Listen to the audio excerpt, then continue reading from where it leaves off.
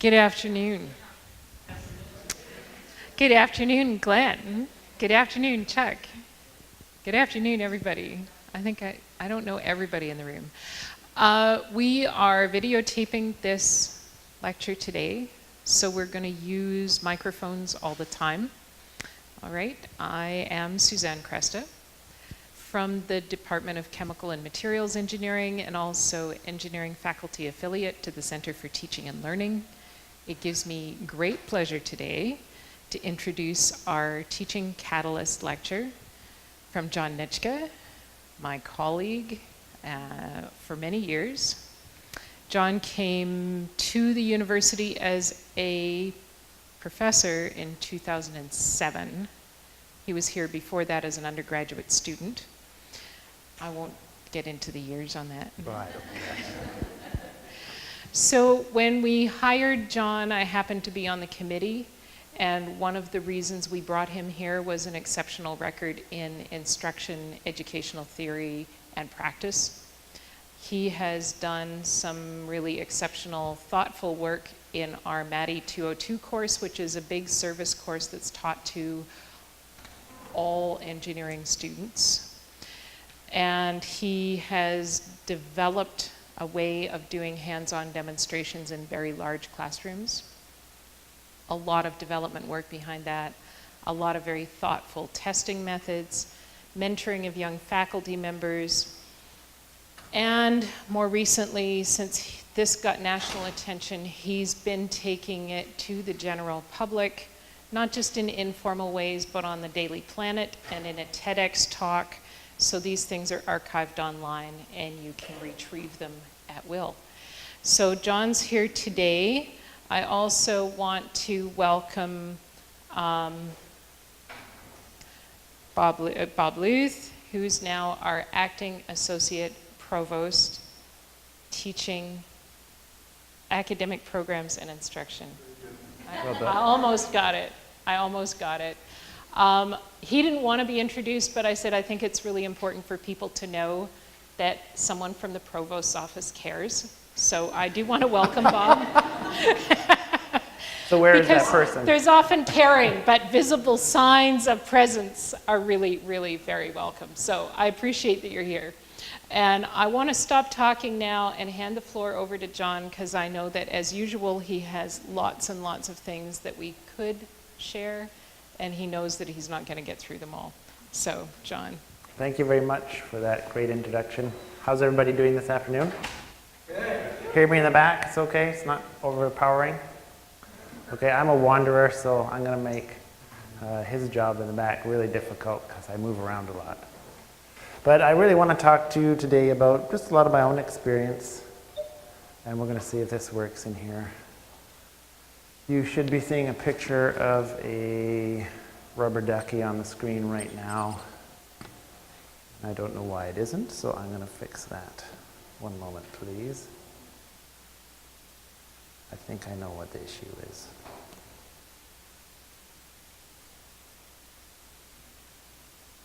I didn't do the screen trick. I swear I've done this before.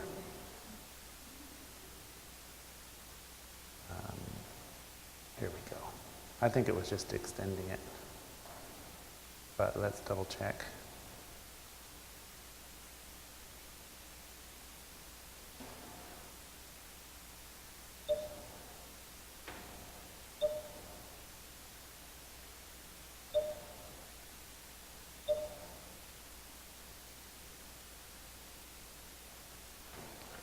Not working. Okay. We have to go to plan B. Sorry, folks. Anybody have Jeopardy on their phone? And I can give you the microphone. We can edit this out, right?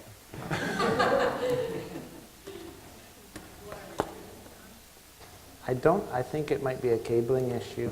We were trying to solve that at the very beginning anyway, so. What you could use this time for is talk to your neighbor, get their experience with having run demonstrations in the classroom, which classes you've done it before, what you would like to get out of today's session, and then we'll have a share once we're getting going, okay? Go.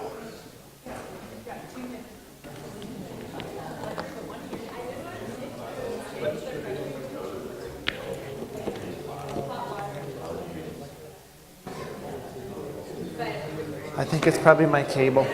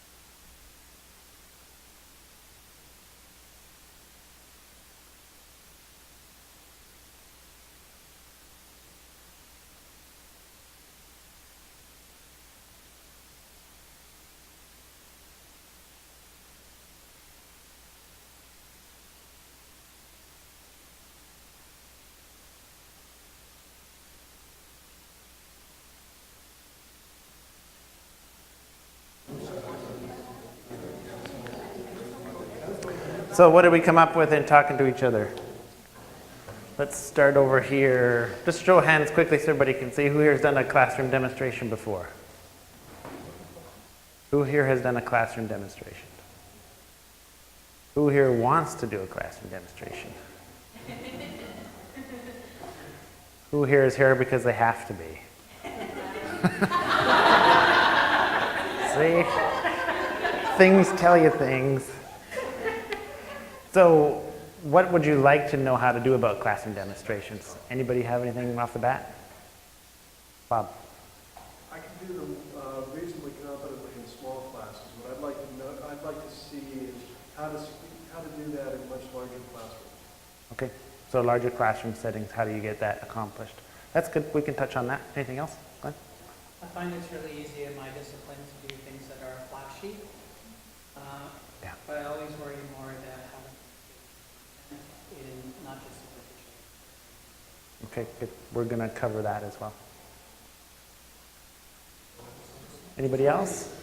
Those are two good topics. We'll definitely get through those. Okay. So I'll tell you a little bit more about the ducky story later, but it's fun. Remember, it's multi-domain. So this is one kind of demonstration. I'll leave it up there for a while. It's worth going through them all. This is an anti-demonstration demonstration. It's paradoxical. But one of the things that I immediately saw was people laughing and chuckling. That's a multi-domain demonstration. And we're going to get to that. You know, the 3 domains of learning.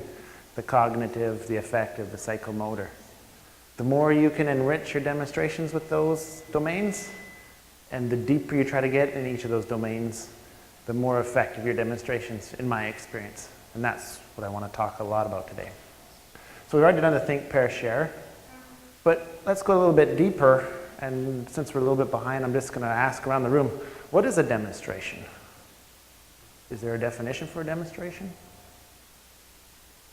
Have you ever thought about that? Or are you just, I'm going to just do a demonstration? Because I used to just do demonstrations. Because it's fun. I love doing it. And if I'm excited, then maybe more people will get excited. And so we'll get through some definitions. Why should you perform a demonstration? Like Glenn was saying, well, you can make it really flashy and entertaining. But does that translate to long-lasting learning? Or is it entertainment? Now, these are the really tough questions. And so what makes it effective? So those are things I wanted to cover. But a little bit of background about me. I'm all about this sort of stuff.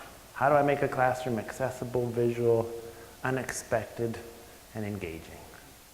And so this room with a view thing is really what I like to, actually I center my research, my service, my teaching all around this philosophy. And at the end there are references. You'll be able to have this presentation online through the website. And so there are references. There's a paper I wrote in ASEE, American Society for Engineering Education, in 2011 that's all about this stuff if you want to know more. It's my own perspective. So outcomes, a whole bunch of things, but really, what is a multi-domain demo? What does that mean? How are you going to design those sorts of things? I'll talk to you about my own experience. You'll get a chance later to deconstruct demonstrations on your own in groups. You get a chance to say, well, what was really going on? What were people actually trying to determine in that demonstration? And we'll do some demonstrations, but it's really not about me doing demonstrations today. I love doing them. So I have my what's in the box, which I take all over the place. And then, like people were asking, how do I get deeper learning? And that means, how do you set the outcomes? How do you do the delivery so that you're aligning it with Bloom's taxonomy? Would be one method of doing it. It's not the only. And this down here is really important in demonstrations, is practice Socratic questioning. That's the reason why I do demonstrations. So demonstrations, we can go through the definitions, but it's something by giving proof or evidence to something. Show an outward showing a feeling, or an exhibition or explanation of how something works or is performed. So they're all different ways, like a cooking demonstration, for example. I love watching Food Network. They're always demonstrating things, but really what they're trying to teach you is deep learning about cooking, right? Which is really chemistry and timing.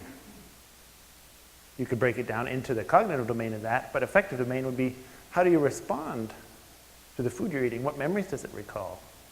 And if you even go one step further, the act of cooking can be very enjoyable, or it can be terrifying of cutting your fingers off, right? And you watch Iron Chef, and you watch people going very, very quickly. They have very high psychomotor domain, right? They're not even thinking on that, they're on task. In my opinion, this is what a demonstration is. Maybe by now you've read it, but really you want to enchant people, inspire them, make them curious about the content. And the learner should be discovering things during a demonstration. So I think it's more than a show. It's more than an entertaining show. It's making people really excited and interested. Or it's really a sneaky way to institute Socratic questioning in my experience. So there's a do's and don'ts. It's a big, long list.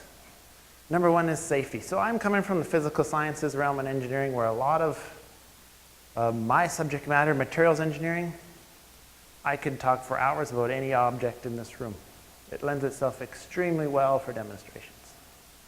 Not all disciplines do, so there are some real challenges. So hopefully some of these kind of scaffolds and templates can help you and as you go through. And I found some great resources. This is from David Katz's website, The Art of Effective Demonstrations, which is a great document, which I'll also give to CTL so you can reference later. And it goes into a lot more descriptions of these. But some of the ones that are really important in here are practice safety. And I know I said it's not supposed to be entertaining, but showmanship is part of an effective demonstration. You can't get away from that, actually, it turns out. And keep it simple. Those are my three favorite ones. It has to be safe. You want to make it entertaining so you engage different domains, and keep it simple. Of course, sometimes we run short on time and we forget to do the summarizing. This is the surefire way to have it an ineffective demonstration if you leave this one out. It's really important to summarize. So, that implies that we need to have a reason to do demonstration, we have to design it, and we have to assess it. So a lot of demonstrations I do in the classroom are actually linked to midterm questions. They're linked to final exam questions. So I can get data on, was that demonstration effective this year or not? Can I come up with a different way? Even if it's a way of note-taking, you can demonstrate really strange, weird things by drawing pictures and representations of concepts to create memory cues on how they're feeling. And humor is a great way to do that. But again, humor is very personal. Billy could talk to you about humor for hours. He knows all about it. But it really is, you have to do humor from where you're comfortable at too, right? Don't try to extend yourself. Yeah. So the guiding questions for the remainder of things are, what's the reason, how do we design it, and how do we know if that design was a success? And there are different design processes. I really am interested in understanding how to teach design and its own discipline of itself. I really like this version of the design process. Huge amount of uncertainty, and you're doing a lot of research. And then it starts getting a little bit more distilled to what's the concept. Well, maybe the concept is I want a single line without a bunch of other lines around. And you can start prototyping it, and then you refine it and get clarity and focus. And eventually you come up with a design of the thing you want. It's no different in demonstration, so I want to hopefully in this presentation and kind of more active learning workshop-y feel is, how are you going to get through here so that your students and learners can be here? And I'm not afraid to admit it. I've given demonstrations when I was still at this stage, and they're terrible. Even though they're exciting and flashy and entertaining, there's no knowledge retention or knowledge development. And you can show that through if you go through this stage of the whole. So this is something that I've been working on for years, not just getting up and doing a demonstration. Another way to look at it is examine something, try to understand it, create some ideas, experiment, and then distill it, so share it. So really, sharing it is really important. And that can be in the classroom, amongst your colleagues in your department, or across campus, all these different ways. And that gets to learning domains. So one of our outcomes, what does multi-domain demonstration really mean? It really means engaging people with their head, their heart, and their hands. And if you translate that to educational research, it's the cognitive, affective, and psychomotor domains, like I was mentioning before. And I love this graphic. This is from a company out of Calgary, actually. And it works really well to show that head, heart, hands. And so I'm just going to quickly go through these. These are based on Bloom's revised taxonomy for deeper and deeper knowledge as we go up this hierarchy, all the way from remembering to creating. And it gets increasingly difficult to get our learners and ourselves up these hierarchies. It takes a lot of effort and work. And just out of your own curiosity, how far do you think on this diagram a demonstration can get?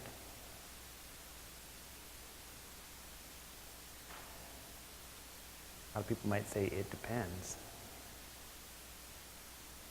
Who thinks we can get remembering? Just show of hands. Understanding, applying, analyzing, evaluating, creating? Maybe, maybe not. It depends.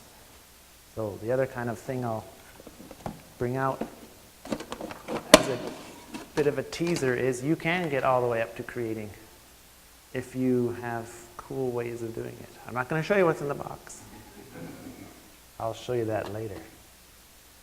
And that's all you get right now. Affective domain. So this is more of your emotional or how you're feeling, the feeling domain. You can be receiving feelings. You can be responding. You can be valuing, organizing, and internalizing. How far do you think we can get up on here? I'll start at the top. Put your hands down when you think. Can people start internalizing in the affective domain? So if I see hands already there, I know we can get everything underneath. Does that mean you need to guide students through it in the affective domain? Pretty much a lot of my training seeing was, and being a student, there's a lot of on the cognitive domain. It was up to us to figure out what to do with the affective domain. Okay to ask people about their feelings. You know, engineering students get really scared if you start asking about their feelings, I'll tell you that. But that doesn't mean we should stop asking. It's really important. Psychomotor domain, automation. You know, high-level athletes are at the automation stage. They don't have to think about what they're doing. So they're creating a whole bunch of different operations, body movements, from that experience of being masters of their own psychomotor domain, so that it's second nature, right? I like to try to put them all three together. And say it's not a black hole, it's a centralization of all this learning. How do you get to the core of everything all at once? That's pretty lofty, and you're not going to do it on everything every time. But what is important is you know where you want to get to and how it maps to what outcomes you have for your students so that you can actually get there. It's pretty classical pedagogical interpretation of what your teaching philosophy is. So what are the concepts? We're trying to involve the whole brain here and the whole person, really. We want to get reasoning and understanding. People trying to learn a subject need to get to the reasoning, understanding stage at a minimum, I would say. And the thinking about the demonstration can happen later. It doesn't have to happen real time. And that's where that entertainment and flashiness comes out, because there's a memory cue to create learning at a different time from just when they saw something. And that reflection stage is very, very powerful. So, emotion. It turns out you tend to have really strong memories when there are emotional events. This is well known, right? And that's where that unexpectedness part of my philosophy comes in.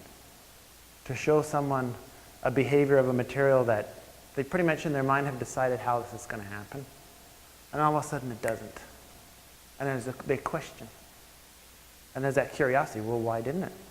And as an instructor, you don't just give the answer. You allow them to come to that answer on their own. That's how I like to try to use demonstrations now anyway. And then the doing aspect.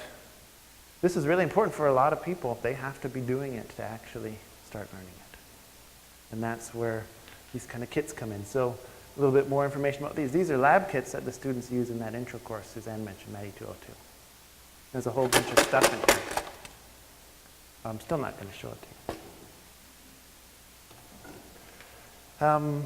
The visualization, internalization, difficult concepts can be broken down when you're doing demonstrations. And that's actually, in my opinion, quite a challenge, because we all know knowledge gets integrated. And often the time, there may be more concepts going on than we really were trying to show, and it confuses people. And so formative assessment through the use of Socratic questioning is really important to monitor in real time as you're going through. Okay. So for example, thermal transitions in polymeric materials. It might be a whole bunch of words you may not understand. That's okay. Basically, think about it like this. I assume everybody's opened up their freezer at one point in their life, and a Ziploc container or a plastic container falls out, and it hits the floor. Whatever's in it is frozen, and what happens to the plastic container? It breaks. That polymer underwent a thermal transition, and its properties changed. That's the concept. That's a thought demonstration. You came up with the answer on your own. Good job. Students will be able to something. You have to have outcomes. What is it that you want them to do? Do you want them to draw you the modulus versus temperature? What do you want them to do? You have to be able to know ahead of time what you want. I just wanted you to know if you could associate with that event. Great success. High target cognitive level. What are you going to evaluate? Well, you can actually evaluate that scenario. You said, well, what should happen? Is that a correct assumption? Has anybody ever had a polymer container drop out of a freezer and not break? Why would that be? Yeah. I'm not going to tell you either. Remember, it's not a material science class today. Think about that. Maybe, why didn't it break? What caused that event to be different from this one? That's where we get to the evaluation stage of learning. And that's pretty deep and high up on our cognitive domain. What about if that container landed on your toe? That could be a reason why the container didn't break. Maybe your toe broke instead. That's a little bit more in the affective domain, isn't it? And so there may be a little louder response. So it's all about where are you trying to target people. So really, if the only thing you take away from today is which domain are you targeting and how far you're going to get to, my mission is complete. Please don't leave, though. So, like I said before, there is actually a whole bunch going on when that container drops out of the freezer.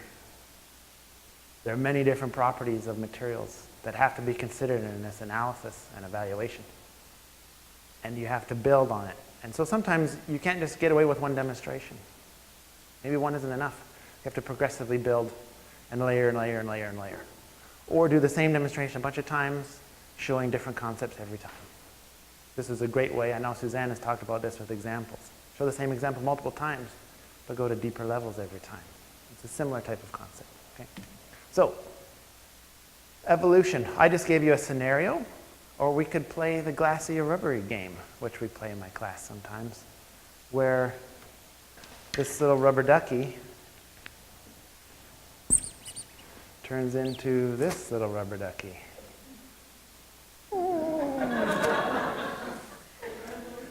I think we've achieved effective domain. Do the engineers ever do that? Well, I'm an engineer and I did it. So how do you think we got from here to here, for example? These are the types of questions you can, because I'm really mean. But it turns out there are many different ways, actually. I already templated your thinking. Could cold do it? It could. Anything else?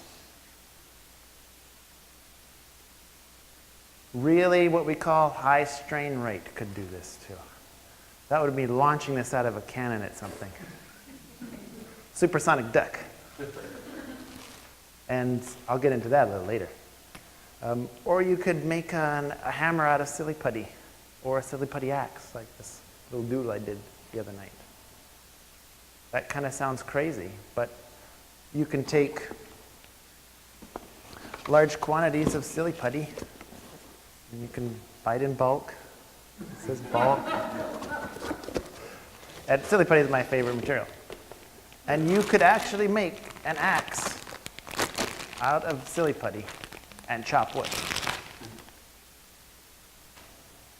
There's a whole lot going on in that demonstration. That's one of the ones I did at Daily Planet, so you can actually see that online if you want to see it. But these have gone through huge incarnations, and it gets more and more rich in terms of, okay, now we're talking about multiple concepts in the course to understand what's going on here. Whereas the first one was just a thermal transition. Now we're talking about temperature, we're talking about tempering, we're talking about differential cooling profiles, we're talking about shrinkage stresses, specific volume, blah, blah, blah, blah, blah.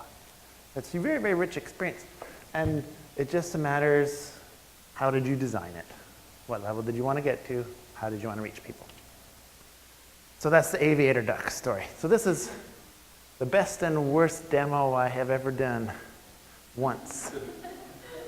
And I'll tell you why it was the best, because it was amazing. So aviator duck was dipped into liquid nitrogen with a little metal hook in its body. Poor little duck.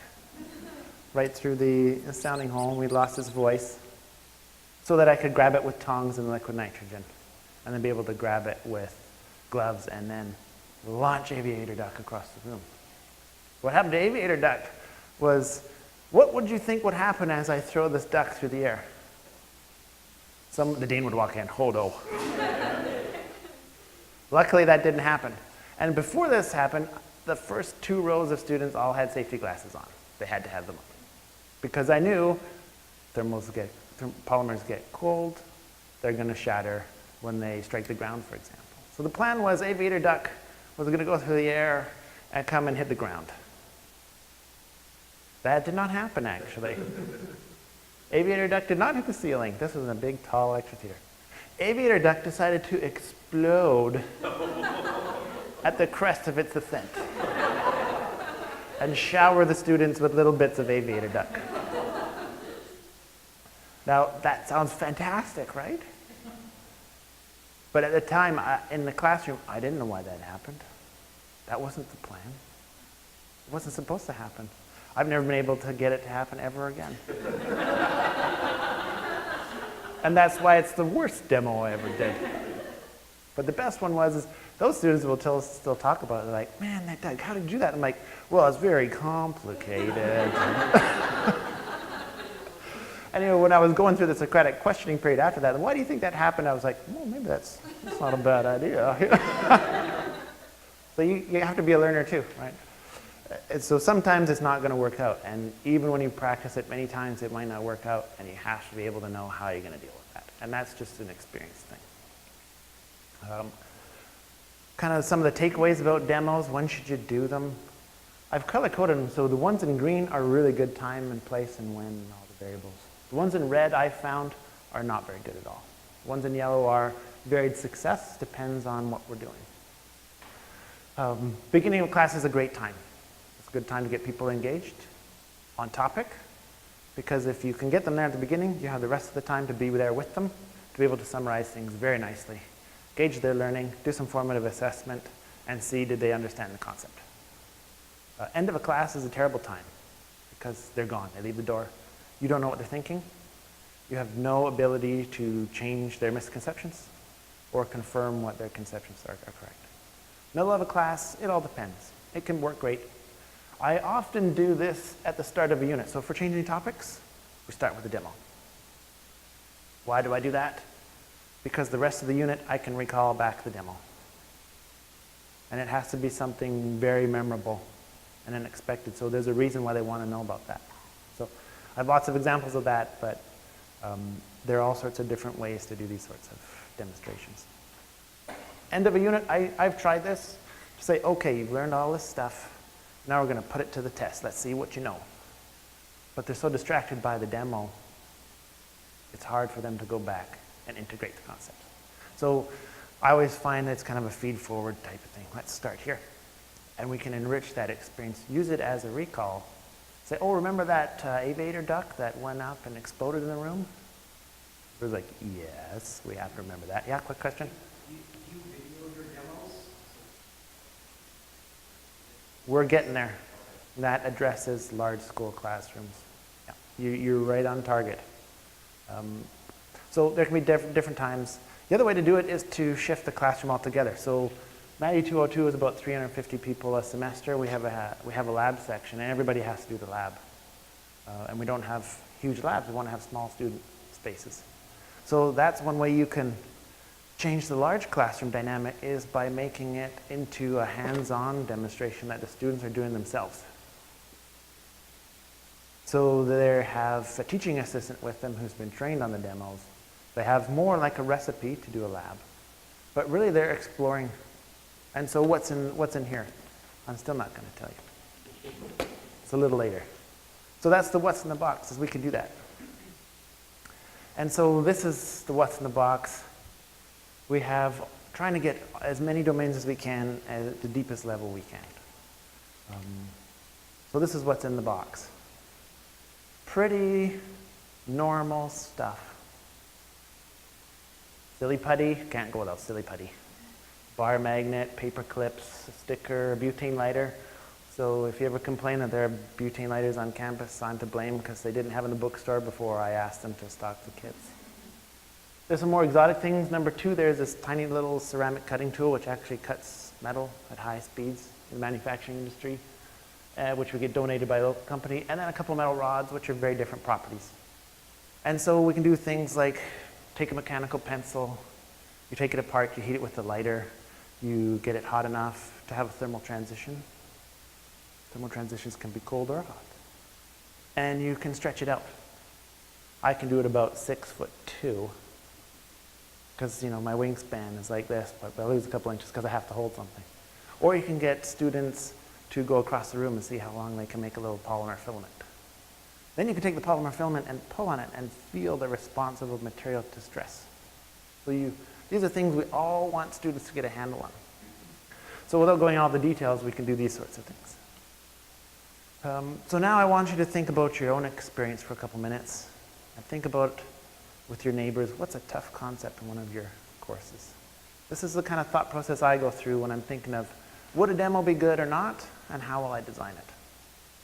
I like tough concepts, because the tough concepts usually force me to break them down into multiple concepts, And then I can cherry pick those ones to go through. So you can pick any one of these questions here. What is tough? Why is it tough? How would you plan to use that concept? It's important to reflect on where is this concept used throughout the course? Is it valuable to spend the time to develop a demo, or will it be for one small portion and it affects nothing? It's isolated. That's your choice. So I'll give you a couple minutes, maybe reflect on that and say, is there something you can identify? Does that sound like something people want to do? Too bad, you're doing it. So even if you just out of today get what's a tough concept and reflect on it, that's valuable to you, I hope. So I'll give you a couple minutes. Go.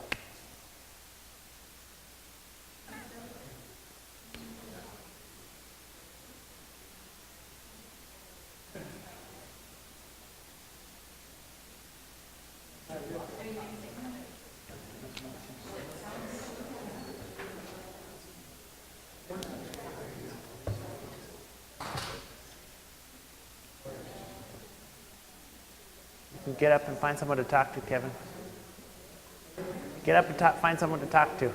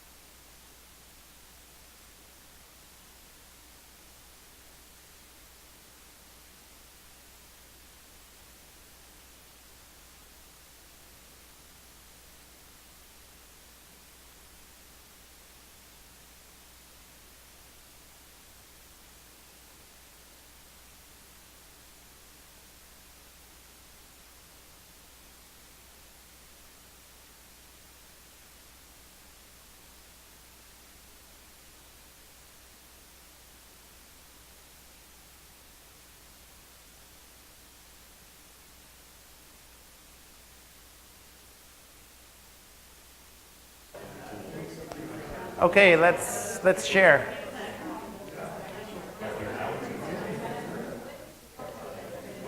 Was it easy to come up with a tough concept? Yeah? Okay. Simple. Did you get through why it's tough? Good. Did you look at how you're going to use that concept throughout the course? A little bit? Okay. Where I usually spend the most time, personally, is why is that concept tough? Does anybody remember learning how to walk? Go through that process of learning how to walk? No. Was it challenging? You bet it was.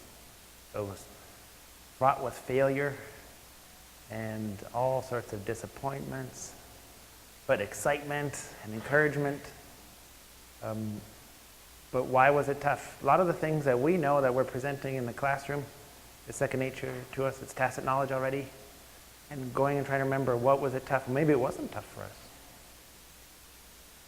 And that's really difficult when you're teaching.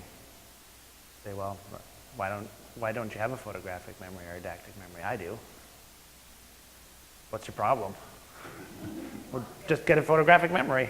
Problem solved. All right. Right? That's not easy, right? And that's where I've had to spend the most time. That means I need to talk to the students, I need to talk to the TAs, and I need to do this on a regular basis and get a lot of feedback. So making good demos is actually based on feedback. Those kits didn't develop because I just said, hey, we should make a kit because it'll be awesome. I made a kit because student numbers kept going up. And the feedback on all the student evaluations was, we don't get to do anything. We watch the TA do a test. We get handed some data. That's not right. They felt that they weren't getting an experience that was helping them learn. So we had to come up with these things and develop it. And that takes years and years sometimes. So it can be a long haul too. Sorry, I can't give you quick fixes, but I want to be honest with you. So it takes a lot of time to come up with all the things that are needed to make this successful. So question from Suzanne. Comment.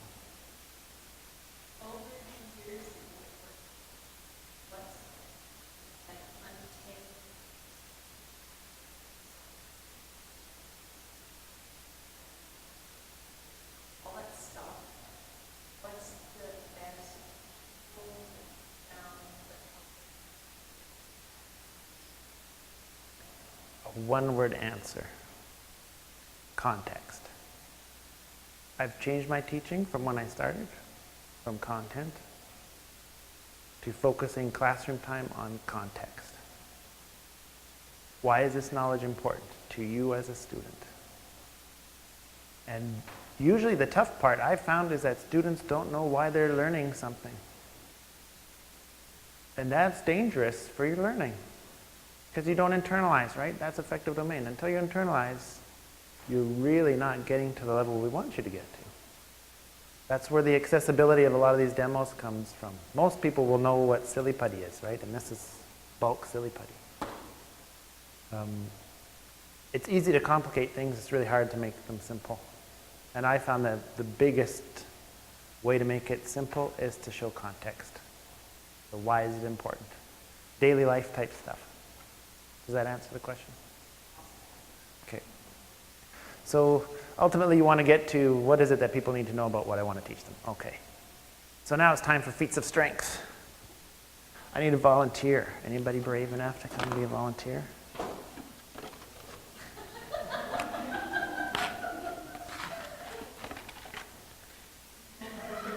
Just tell me your name and then.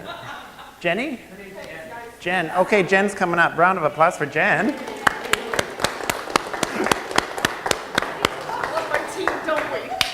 Can you read off this box so everybody knows what it is? Paper clips. Paper clips. Is anybody familiar with paper clips? Okay. I want you to take this paper clip and break it. That's it. That's your only task. In half. However you want. Just break it. More than one piece. And I'm going to be here at the same time. And I'm going to... Advantage. It's one. Do you want to... Should I give you another one? No, let me try it again. Okay. Show me how to Take do your paper clip. Yeah. Grab the little loop. Oh, yeah. That's the bad one. Here, take this one. Look the Trust same. me. Trust me. Little loop. Yeah. Twist it up from the big loop. Okay. Jen. It's a paper clip. You take it, you break it. That's I'm three. sweaty now. Nope. You take it, you break it. Poor Jen here. Look at, I'm sweaty. Now you're nervous. What happens to learners when they get emotionally involved in a subject? It gets very difficult to bring someone back so that they feel like they're having confidence in being able to do the task, right? That's pure. We went too far in the effective domain on this demo, right? Okay. I'm nothing. I'm 4 in and still nothing. Can you take really careful look at these paper clips? Are They're they not exactly the They're same. not the same. Oh. I'm a sadistic instructor. Try it with this one. Probably still can't doing? You can do it. You can do it. You can do it. You can do it. You can do it. It broke. Yeah! Now I'll try it with the ones that I was giving to you. I can't do it either. Thanks for making me feel better, though. Yeah. But I can still do it if I do it more. So thank you very much, Jen, for your participation. Round of applause. Now, that's a demonstration of some maybe very emotionally involved demonstration. Did I tell you the concepts? No. Are you interested to know why that happens? Or what the difference is? So you're invested. This is where I want you to be right now. Because now we do another layer. That layer was there's a difference in those. We didn't talk about what the difference is. The difference is that one of these paper clips is what's called a non-skid paper clip. Has anybody ever heard of that? Okay. I'm going to demonstrate that to you. Pretend this is a paper clip. We're going to try to break it, right? Okay. Did it break? Did it break? No. Okay. This is where it gets really fun. I'm going to make it into a non-skid paper clip, which is a little notch depressed into the paper clip. What's going to happen? Is it going to break? Oh. It's okay. That's for effect. That's the showmanship. This is now a brittle fracture, which is what we were achieving in the skidding paper clips. See? So you could have broken this like this too.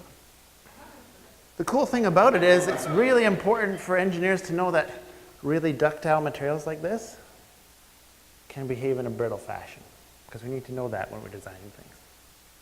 Right? This is extremely ductile material, but you just saw it break into two pieces with a very flat fracture, which means almost no energy went into deforming that.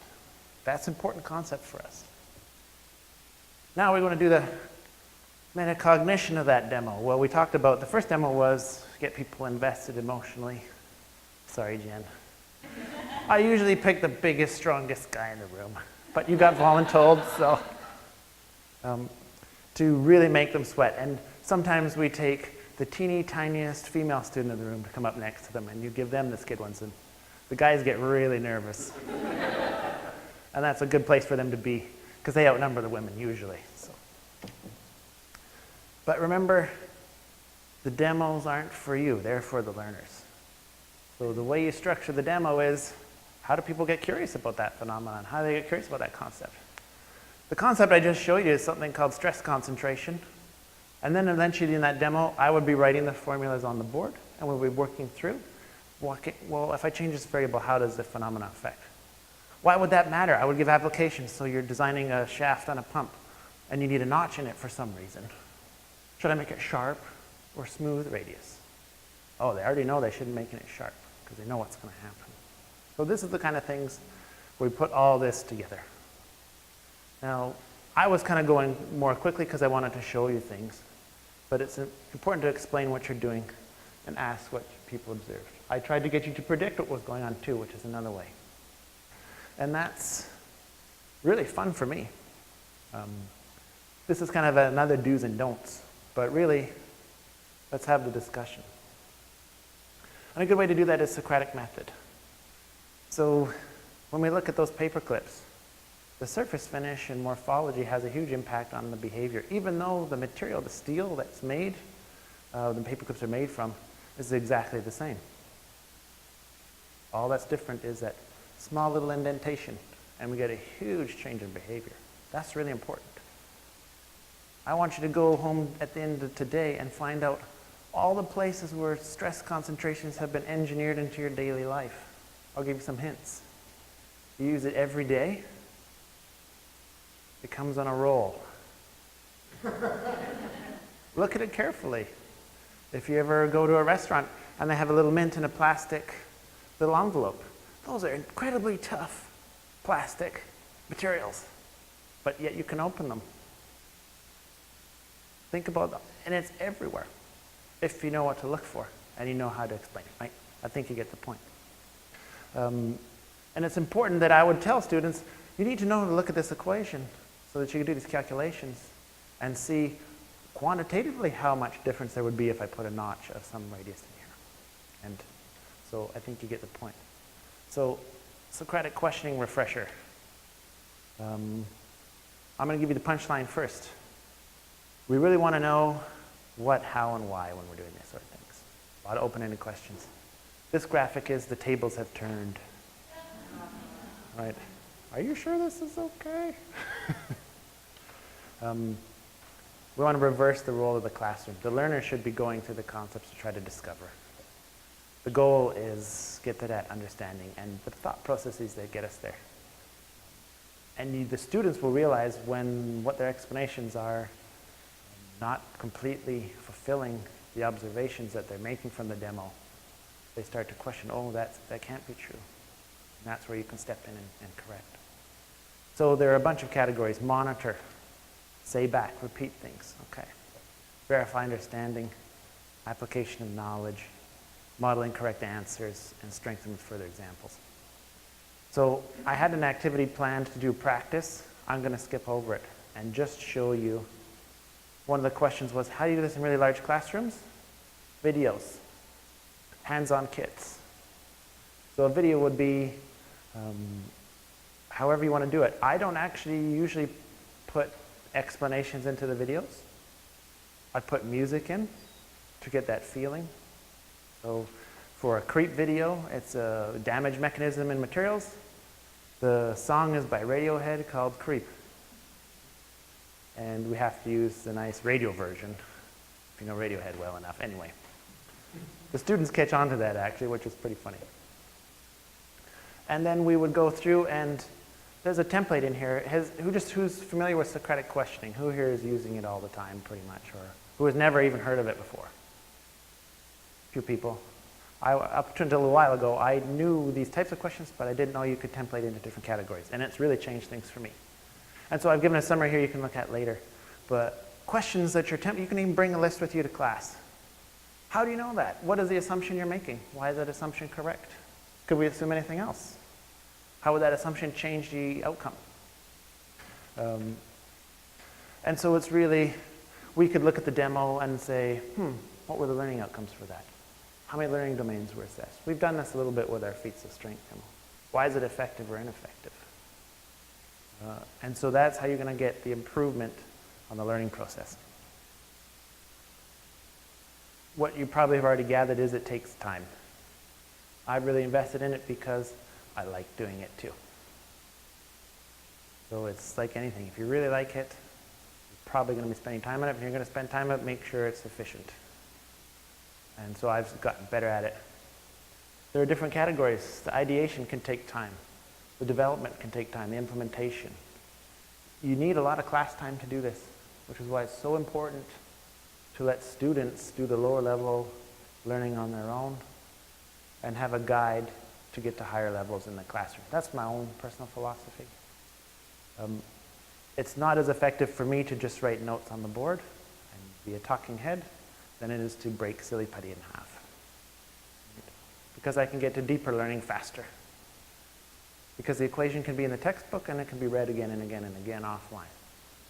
To understand what the equation means, you might need some a little bit of guidance. That's where I want to spend that time. So it's more like a flipped classroom, blended classroom, all these different models. And with the videos, you can put the videos online and people can watch them over and over and over again. What you miss though, and the danger of that is there's no discussion. And that is really critical. So the demo would be do it in class, have it supported again online. Some demo students have told me that they go home over the holiday break and do it for their parents and family in their garage because they just thought it was that cool. And they tell me other ideas about, oh yeah, and I saw this and that and this. I'm like, good on you. So, in summary, demonstrations can reach multiple learning domains, multiple higher order thinking skills, sometimes all concurrently, or use different demos for doing different things. To be effective, safe. Why are you doing it? It's not a magic show. It's important that you're there to help learners discover. You want to provoke that curiosity and discussion. And it's a really good way to make sure that students can go through that discovery process with the guidance of Socratic questioning, which is a very efficient way that I've found. I'll stop there. Thank you very much.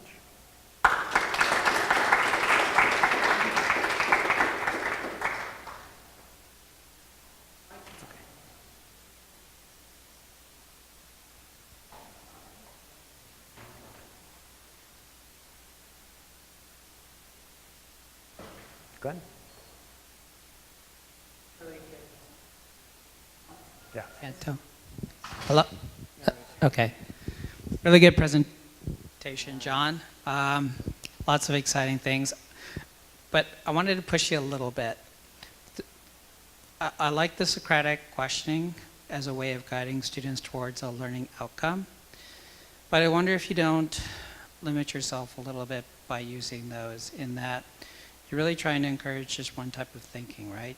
And maybe what you want to do is try to have some things where there is no answer and have students kind of think about process or think about creative thinking. Have you tried to do anything like that with your demos? I do that all the time. Could you maybe give an example? So an example is I bring my electric guitar to class and I have a volunteer from the student. They come up and while I'm playing something, I just tell them, just keep tuning this string up. Like this. And keep doing and going and going and going, and it breaks. And then that's at the end of the class. And so I tell the students, for the next class, come back and tell me why you think guitar string broke. So it's a little bit of a similar process, but I'm not there to guide them. I just want to see what will they come up with on their own. Then we have a discussion, and that discussion, I don't do the Socratic method of asking all the questions about that. I just want to know what they came up with. Then I'll say, okay, here's my answer. This is a demo done really early in the course, and the answer is basically based on every unit in the course and how it relates to that problem of the guitar string breaking. So they see the context of, oh, I need to know the thermodynamics, the plasticity, the heat treatment, all these types of things, all rolled into one simple problem. But a lot of them say, well, it broke because it broke. It's, day 2 of class. How they don't know. But it also allows me to see what the misconceptions are. So there's a different way of doing things. The different style is go away and reflect on it on your own, rather than me guiding the questioning. Because you're right, you can template people on how they think. And you get convergent thinking. And a lot of engineering courses are very convergent thinking. And to encourage the divergent thinking, you're right, you need totally different techniques. And teaching design class in the capstone courses, it's very challenging to get the students to do divergent thinking because they've been trained to have convergent thinking the whole time. And we have to do totally different types of techniques. And we use those, but generally I'm not trying to get the students to be creative on the demo. So I'm not really trying to get to the creative cognitive domain. I want to get to the evaluation domain. So to do creative domain, I don't use demos very often actually for that type of thinking. Unless they're doing it in the lab where they have a design challenge with that kit to build a structure that has to extend as far as possible, weigh as little as possible, and support the silly putty egg. That's very divergent thinking, and that's not templated as much with the Socratic method. So does that answer your question? Yes, thank you. Okay.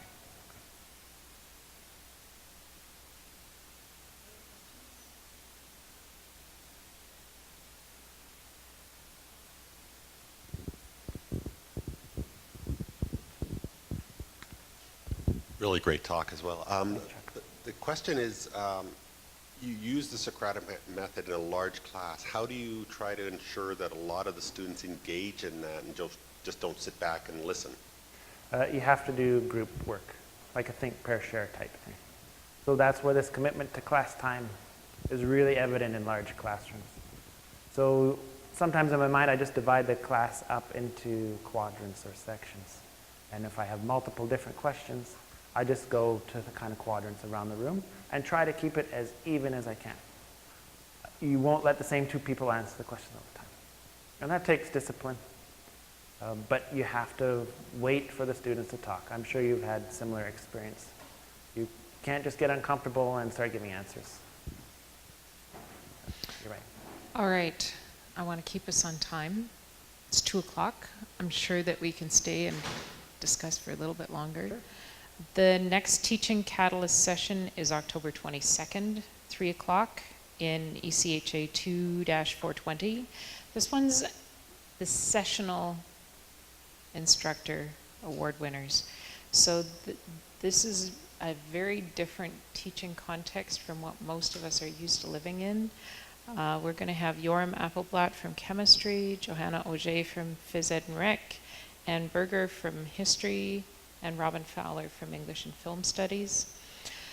They are going to focus on two things: the reality of being continuously temporary, but also teaching excellence and connecting with students. So they have a